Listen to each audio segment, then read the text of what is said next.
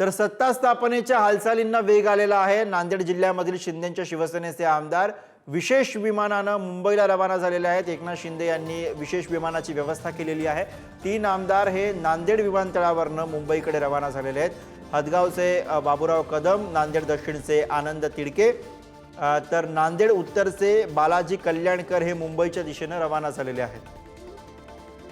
आज आम्ही शिवसेनेचे 3 आमदार बाबूराव कदम आणि नांदेड उत्तर मी आणि आमचे आनंदराव जिल्हा प्रमुख आमदार साहेब बोनारकर आम्ही तिघे बी तात्काळ मुंबईला निघालो आहे आणि उद्या शपथविधी सोमवारी आहे। महाराष्ट्र राज्याचे मुख्यमंत्री एकनाथ शिंदे साहेबांचे तिथं मार्गदर्शन होणार आहे। सगळ्या आमदार लोकांना आम्हाला जनतेने निवडून दिलं त्याच्याबद्दल जनतेचा आभार मानतो।